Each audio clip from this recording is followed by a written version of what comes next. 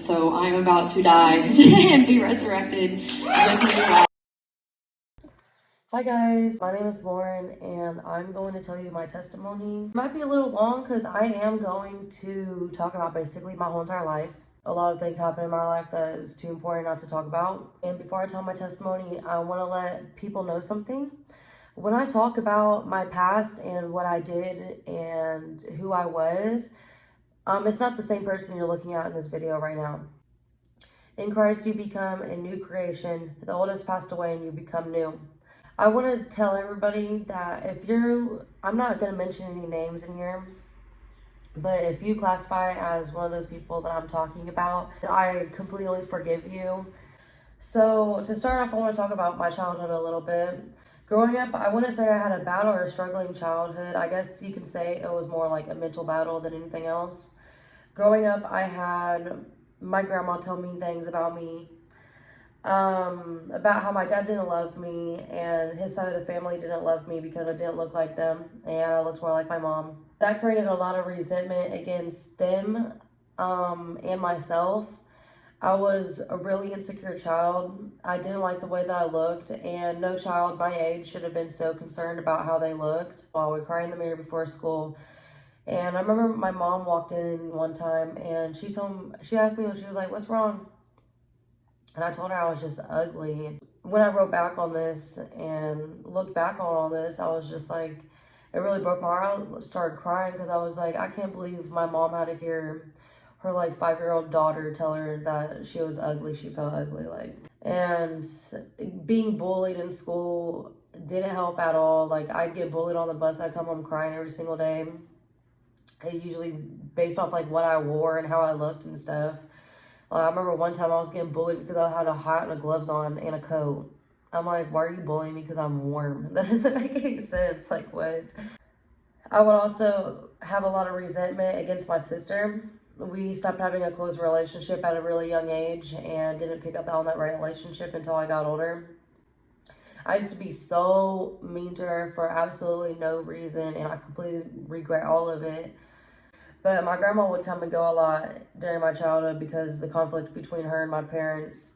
And I guess I created some sort of abandonment problems when I got older. I didn't really realize until I got older.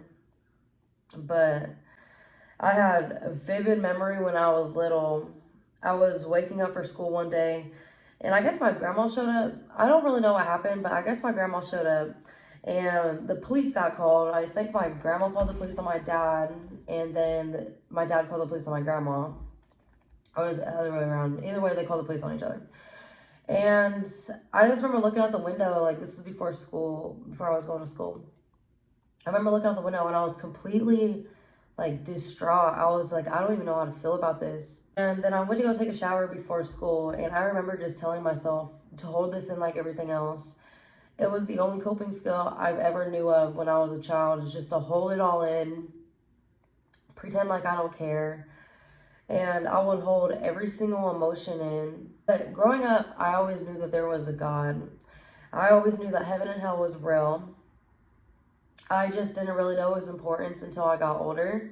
Growing up, I would always listen to like Christian music and like do things with the church. I willingly got baptized at my first church. I think I was like 12 or 13 years old. I went up to my mom and I was like, "Mom, I want to get baptized." And she was so happy for me. She was like, "Yes, let's get baptized." And I remember I was laughing the whole entire time. I think I was just super nervous or something, but I got baptized there. I used to do Bible studies with my sister. I would like teach her stories of the Bible. I remember my mom and my dad, they used to help out in the children's ministry, I think like the toddlers and stuff.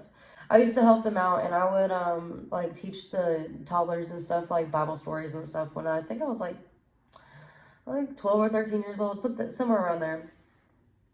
But it really went way downhill when I started hanging out with this girl from church.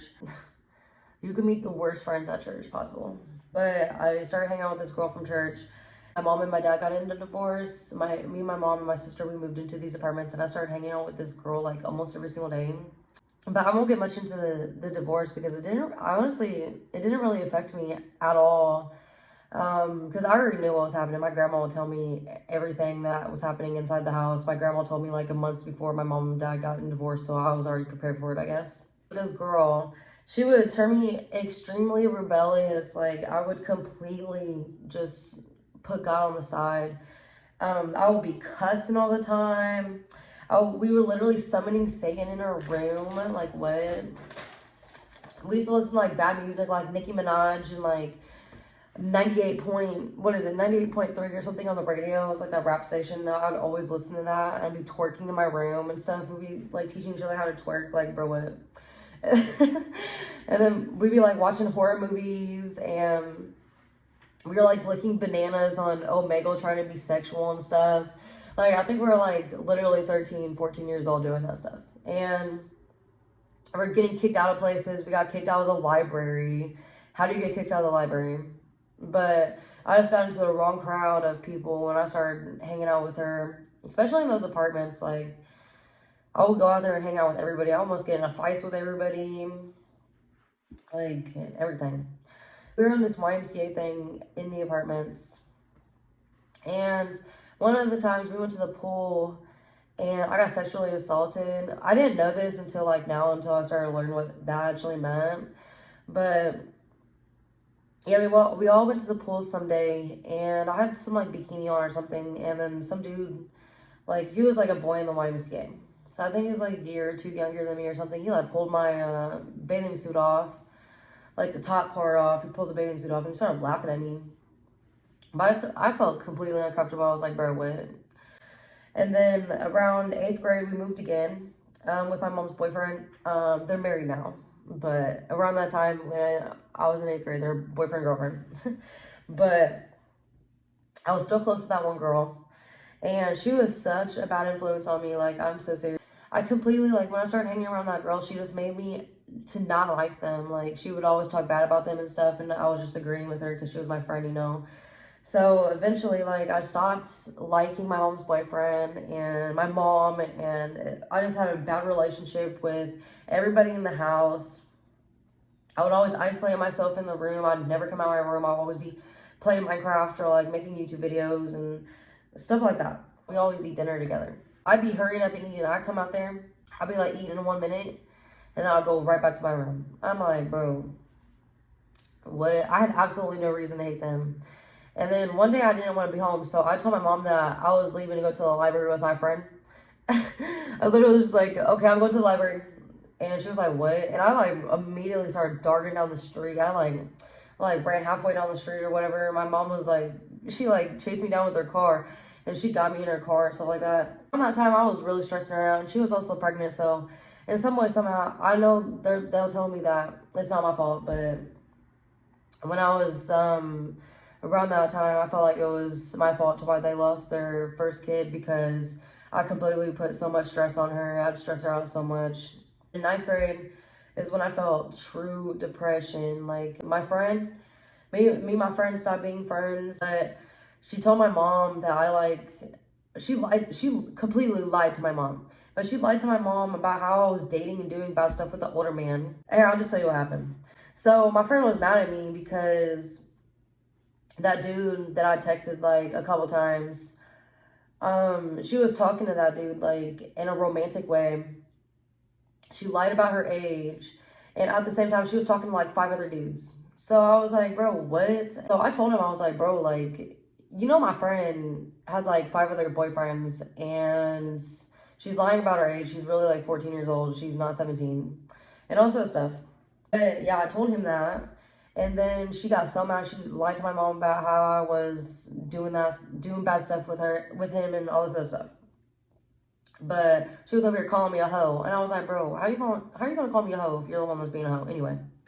But then she stopped being friends with me, and I got big in trouble. I got grounded. So my mom took my phone away, my laptop away, my art book away. So basically, I couldn't do anything at all. Like, I had no entertainment whatsoever. Little of my entertainment was sitting there staring at the ceiling, crying, and sleeping. The middle of 9th grade, my second semester, we moved houses and schools again. And at the beginning of my new school, I used to get bullied. Like, people try to bully me, but I straight up put them in their place, because I was like, I'm not about to put up with this again. So I put people in their place, and they stopped bullying me. Around 10th grade, I started to make friends with people in the neighborhood. But me and this dude became friends. And I guess his girlfriend cheated on him or something. So I roasted her all over social media. And there was so much drama in school. Like, I got in trouble with the dean and everything. But there was so much drama in the school with her. Especially because me and bro, we started dating.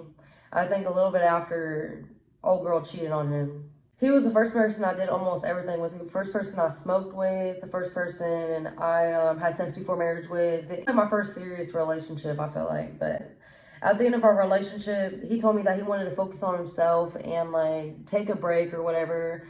FYI, ladies, if your boyfriend's saying take a break up with him and block him and never talk to him again, because breaks don't work. He told me he wanted to take a break with me, but he was like, no, I still care about you and all this other stuff. I want to stay together with you and stuff like that. Lying to me. But weeks later, he brought a girl back into his life that, like, twerked on him or something when we were together. He started being friends with his ex again. And I'm like, boy, how you gonna be friends with your ex again that cheated on you? Anyway, started hanging out with his friends after we broke up. His friends told me everything. He was like, bro, you know, he would have sex with you and then immediately go to his ex's house and have sex with them.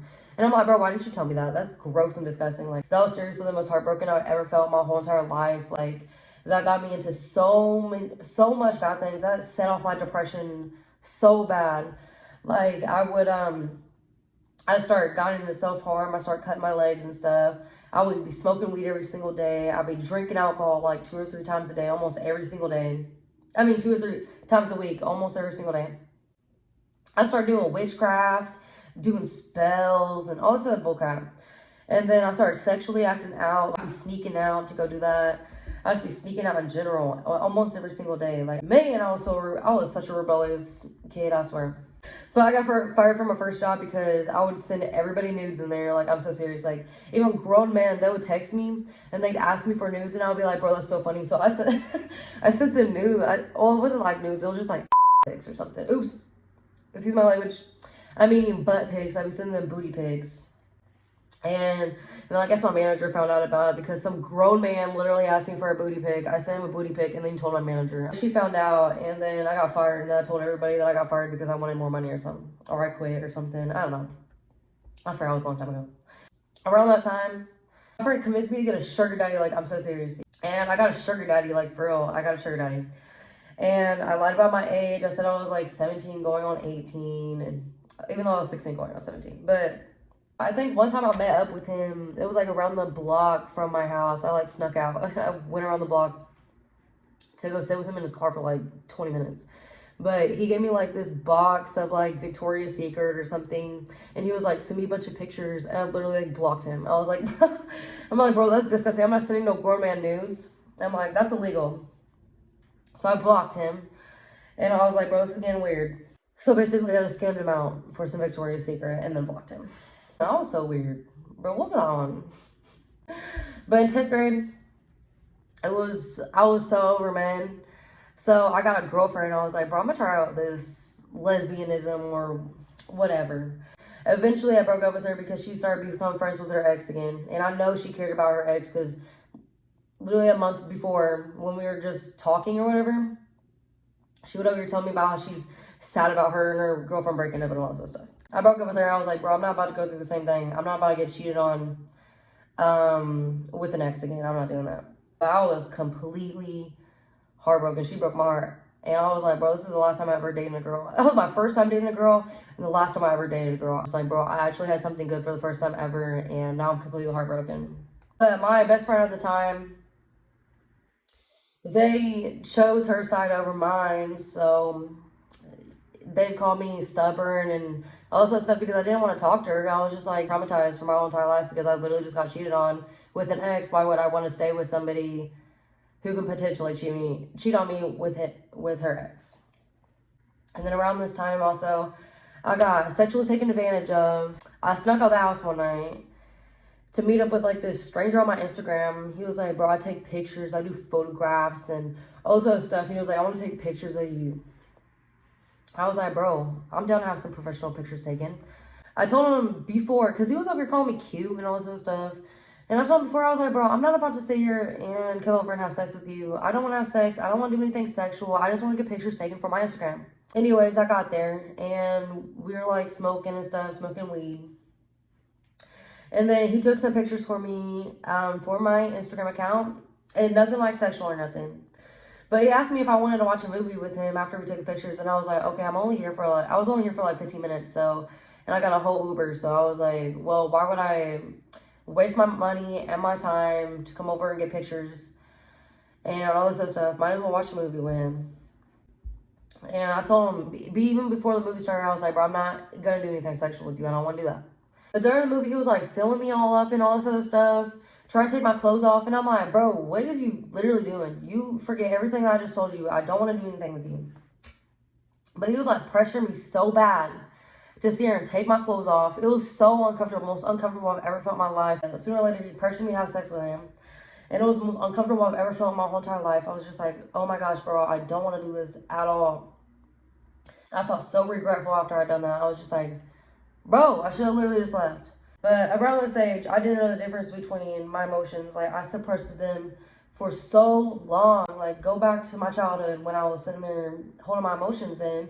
Now, at this point in my life, like, almost 10 years later, I didn't even know the difference between emotions. The only emotions I ever felt was sadness or anger. But in school, I was so extremely depressed, so angry, so suicidal. I would listen to the most dark and angry music ever. I would wear really, really dark clothes. Like, I'd be dressing in black every single day. That'd be my color. I'd have some dark black makeup on. All this stuff. I was just super dark. My energy was just really dark. And I thought it was cool. But it was just really dark. And then this dude, I started talking to this dude. And he let me come over and meet his parents, eat dinner with his parents, and all this other stuff. I'd hang out with him a lot. He was talking to me and all this other stuff. And he had a whole girl up in Texas, a whole girlfriend up in Texas. And I was like, bro, is you serious? I'm like, this is the last time this is ever going to happen to me. I was so angry. Like, I wasn't even hurt at this point. I was so angry. So it's like every single depression I've ever felt, every suicidal thought I've ever felt, every sadness I ever felt, it turned right up into anger. It was nothing else I ever felt. It was always anger. I woke up angry and I went to bed angry. Seriously, in that time, if it wasn't for my friends or my sister being there for me, oh my gosh, I probably would have died. Like, I'm so serious. I had a friend in high school. He told me that his family like did Bible studies and stuff together at like a certain day of the week. And I was like, bro, that's a great idea. So I was like, I went up and opened my Bible. I was so hurt and so distraught at this point in time. I was just so depressed. And I was like, bro, I need something to help me out of this. So I went and opened my Bible. First thing I read, Matthew 6, a whole chapter of Matthew 6. Matthew 6, 25 to 34 is seriously what changed my whole entire life. I was just like, God, I need to surrender to you. It talks about, do not be anxious. God will provide for you, cares more about you than the birds he has created. Why would he not take care of you and care about you more? I was just crying. I was just calling out to God. I was just like, I need you to take me out of this. Around this time too, I also got a license in a car. I got a car and a license almost like first week.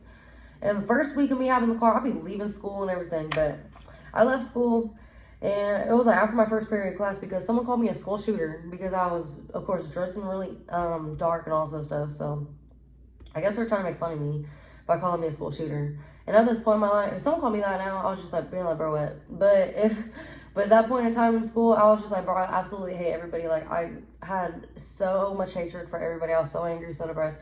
And I was just like, bro, I literally want to die. And I was like, bro, F this school, F these people, all this other stuff. So I left school. I picked up one of my friends. I went up to the bank, deposited almost all the money I had. I had so much money saved up. I deposited almost all the money I had out of my bank account. I was going to go bloat with my friend. We're about to go out to eat. We're about to go to the mall, blow all the money. I guess I was unintentionally self-sabotaging myself to kill myself.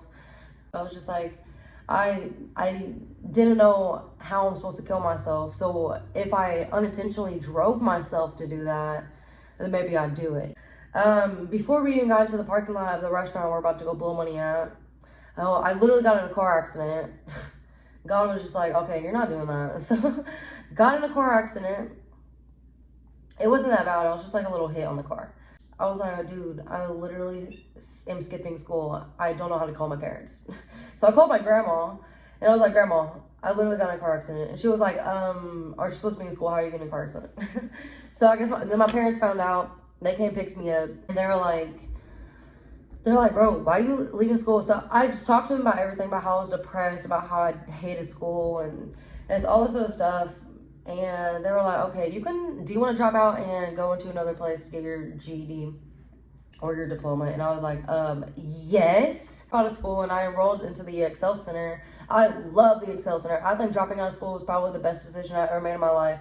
I mean, it took me a lot longer to graduate, but I truly found what I wanted to do. So back to the car. They didn't let me drive the car until I got my own insurance. Well, guess what? I think like a week or something later, I got my own insurance. And then I was driving the car for a week, and I got in another car accident. Don't worry, none of these car accidents, the first one and the second one, it was not my fault. But the second one, some dude pulled out in the middle of the street and just stopped there. I crashed into his car, got my car totaled, got stuff all over the place. Oh my gosh, I was acting out so bad. People from Wendy's, people from the Med Check Center were coming out, and they were like, bro, was you good? Because I was cussing people out on the street. I was cussing bro out. I was yelling, screaming, crying. But at this time, I was so depressed and suicidal. Like, it was unbelievable. I was going through it so bad. And then a month later, I got a new car. My grandpa helped me find a new car. Around this time, I was in an extreme abusive, toxic relationship. I'm so serious. I was verbally abused so bad. I remember one time, I was driving him home from work, an argument or something. He threw his whole drink at me. His whole drink at me. And I came back to work, and I had soda all over my uniform, my clothes, my hair. I just came back and was crying. And I was like, bro, I need to go home. I literally can't sit here and work with Coke all over me. And be sitting here crying, about to having a panic attack in the middle of Wendy's. One time, I was like, bro, I'm about to paint my room. I was like, I need a new environment. I can't stay in these white walls. And I moved everything. I had so much stuff. I moved everything in the middle of the room, on my bed, everything. I started painting my room. I was coming home from work one day. I was just sitting in my room, and I was so overwhelmed. I was like, bro, how am I going to sleep tonight? How am I going to paint my whole entire room? How am I going to move stuff out of the way so I have room to walk? I literally had no room to walk. I literally just had to sit there. And I was just overwhelmed so bad. And I had my first panic attack ever. First day I've ever went to the hospital. I was coming back from school that I enrolled in. And I think my sister told me that my parents took my weed and everybody's weed in the whole house and brought it all to my grandma's house. At this point in my life, I was just like, the weed was the only coping skill I had. The only thing that relaxed me. The only thing I went to when I was depressed, upset, anxious, anything. The only thing I went to, the only coping skill I had. When I heard that, I was so incredibly mad. So mad. I was just like, bro, how am I going to cope? I got home. They're trying to take my keys away because, for one, they didn't want me driving around when I was having a panic attack or acting the way I was. So they're like, give me your keys. And then they're trying to take my phone and stuff like that, too. I was like, bro, you're not taking my phone. So I ran out the house. I called my aunt, and I told her everything that was going on. I was like, bro, I'm literally stranded out here on the street. I don't want to go home. So she came pick me up. We talked about everything that was happening, my mental health, everything. I was telling her I wanted to get help and go to the hospital and about how I wanted to kill myself and all this other stuff. Told her I literally could not go back in the house or I was literally going to kill myself. I couldn't trust myself whatsoever at all. I was such in a bad spot. I was like, bro, I want to go to the hospital. I really want to go to the hospital. So she took me back home. She talked to my mom and my stepdad about letting me go to the hospital, and they literally refused. They're like, no, I don't want her going to the hospital. My mom, she told me that she wanted me to go to my aunt's house and spend the night over there for a couple days or something to calm down. And I was like, bro, I literally can't do that. I literally just want to die. I can't. The only place I need to go is the hospital right now. I'm seriously going to kill myself. Eventually, my mom, she was like, okay, fine. I started freaking out in the living room. I was like, bro, I need to go to the hospital. So they took me to the hospital. My mom didn't talk to me literally the whole entire time. But I think she left to go back home because, of course, there's like 3-4 kids over there. And so she had to go home and take care of them. It was like late at night too. So I think my dad got off work early and he came up to the hospital. My aunt was sitting there with me in the hospital. I was telling basically everything that was going on. I was telling him about what my grandma used to tell me when I was little and my depression. I was just telling him literally everything. I finally was like, okay, bet this is the first step of me getting better, you know. But after I did that, they recommended outpatient therapy. So after we did that, I got into outpatient therapy. And this was the most I've ever thrived in my life. Like, I absolutely loved outpatient therapy, and group therapy. I loved it. And when I was in that, truly found God in there. I remember I was sitting there praying to God. I was just like, God, I need you to give me a sign. I need you to lead me somewhere. So I was just praying stuff like that. And I literally went a different direction after group therapy to go home. And there was like these people standing on the side of the street with like this sign or something. And I was like, what is this about? I'm about to go talk to them. So I turned around. I went over there. I talked to those people. It turns out they're Jehovah Witnesses standing outside on the side of the street. And I was like, Jehovah Witnesses, what? I was like, I lived to Jehovah Witnesses. But at this point in my life, I was just like, bro, in the Bible, if you love God, you're supposed to love other people. And I was like, I don't know how I'm about to do this because I hate people. Like, this time in my life, I just didn't like people whatsoever. I hated people. I didn't care who it was. I just hated people. I really didn't like people. So I went up to them and I was like, bro, how am I supposed to love God and love people at the same time? How am I supposed to love others? I don't understand. They just started talking about Jesus and what he did for us and his resurrection and all this stuff about his life. And the only thing I got out of that was when I was thinking, when they were talking, even though they didn't answer my question, they unknowingly did answer my question. If Jesus can come down here in this world and be hated by absolutely everybody, and everybody be so against him, and he still love others, I could do it too. I was like, if Jesus can do it, I can do it. So at that point in my life, I was just like, okay, I need to start getting better at loving others. So, but look at me now. I love everybody. Absolutely love people. I don't know the timeline of this stuff that happened, but I just remember, I think around this time, it was really when I started wanting to commit my life to God. It was like, when I was at church, we go to church like every Sunday, and I finally went up to the stage at church, like every time, like the altar, every time at the end of the service, he'd always say like, whoever wants to come to the altar for blah, blah, blah, blah. And I always was drawn so much to the altar, but I literally refused because I felt so embarrassed for some reason. I was like, I don't know why I felt so embarrassed, but at this point in my life, I was just like, bro, I'm going up to the altar. So I went up to the altar. I got prayed over. But one time at church, I got to church, and this was before church started, and I got something pull on me to go talk to my pastor and tell him that I wanted to go on stage and talk about something. And I was like, bro, that is so crazy. I was like, I do not want to go up there. I never talked to this dude in my life. And I was like, why would I want to go up there and then go on stage in front of all these people and start talking about stuff? So I went to my pastor, and I was like, Pastor, I was like, can I go on stage and say something? He was like, what are you talking about? He didn't say that, but he was like, yeah, what do you want to say? And I was like, I just been on my heart all week, but God is telling me that I'm fighting a battle that he's already won for me. And he was like, dude, that's literally the message I'm talking about today. so he was like, that ties into my message. So at the end of the service, I went on stage and I started telling people that there was some other stuff I was telling. I forgot, but I just remember I was saying that I'm fighting a battle that God has already won for me. And I wish I could find the clip so I can add it in, but I can't for the life of me. Then around that time also, I got baptized too. The second time I got baptized, but I felt like this one actually meant something. Before I got baptized, I said a little speech. I'll insert the clip. All right, this might be long. Okay, so I have been dealing with suicide and like depression and anxiety. The only thing that has actually brought me closer is God. And this has brought me closer actually to God, like through faith, having trust. So I am about to die and be resurrected with new life. I was like, I'm not going to write a speech, but then I was like, okay, I have to write something. So I'm just going to say what I wrote this morning. Okay, I put, I love God more than anything in this world. I once didn't recognize my purpose, but I have a strong feeling it is to help people. I always catch myself saying, how can I help people if I don't see the love and good in people or anything anymore?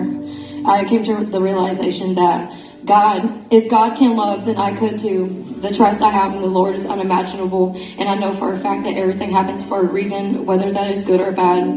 I strongly believe that God will only lead you to good simply because God is good. Losing hope is the worst feeling, but I have failed to recognize that I have hope. I have hope for God's blessings and His upcoming promises.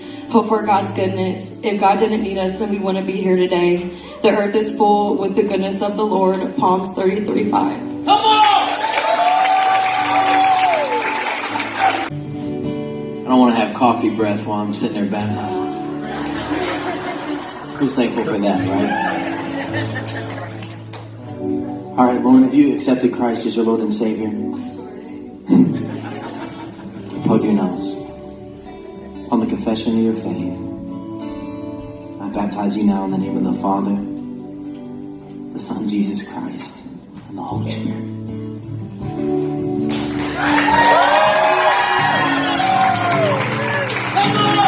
Church, oh my gosh, best experience I've ever had in my life. I loved it. And then I was so happy that day.